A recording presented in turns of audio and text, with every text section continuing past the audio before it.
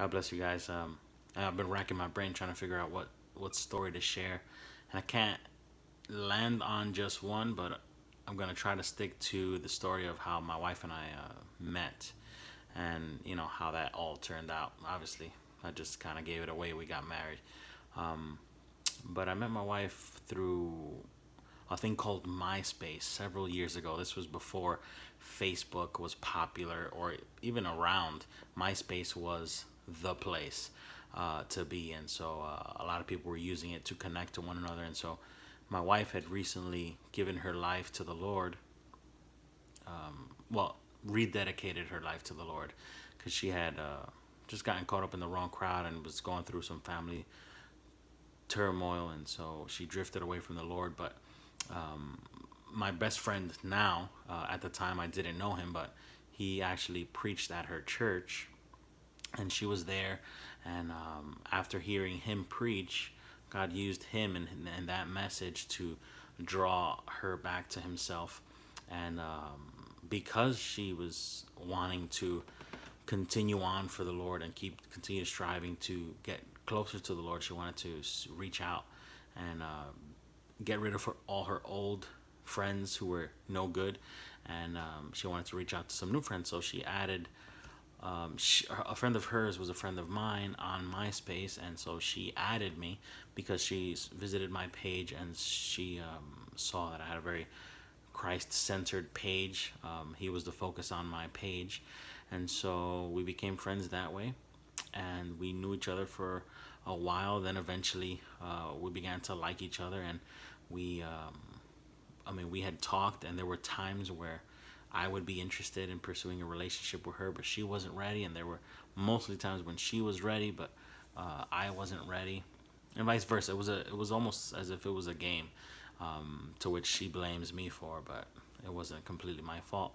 I consider it to be God's timing because it wasn't the right time for us, and so after about 5 years of knowing one another, we stopped talking for a while because of that, because of the games, and so we had never dated. We had gone out on dates, but we were never officially an item. And so a friend of mine had told me to download this application. Now, I hadn't spoken to her for, I'd say, maybe at least 5 to 6 months, maybe. And I hadn't spoken to her, so a friend of mine said, "Hey, download this new app.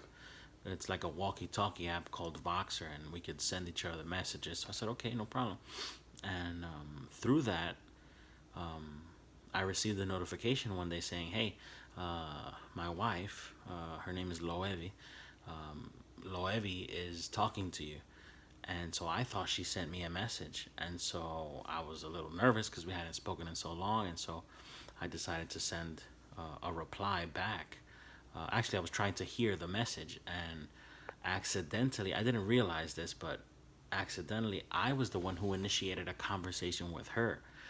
Because now I know this in retrospect, but applications look at your address book and your contacts, and they tell you, "Hey, like send this person something so that they can download this app." And so I misunderstood that notification to be a notification sent from her. To speed up the story a bit, she at the time had slowly started to drift from the Lord. Not so much drift from the Lord, but she was not reading her Bible as often. And from that day forward, I said, "You know what? Every day I'm gonna send her a Voxer message." And I was reading a John MacArthur devotional to her, and I've been reading it to her ever since.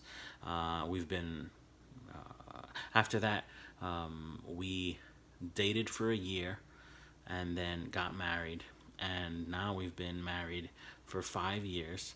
And I still read her the devotion. Well, I don't read her the devotion, but I send her a Voxer message every single day with a prayer and just a few words. And it's funny because growing up, I never expected to get married. I assumed that I would have a kid probably before I would ever get married. Marriage wasn't on my radar, but God had other plans, and now I'm actually married, and we have a kid on the way. So I'm really excited. So thanks for listening. God bless you all.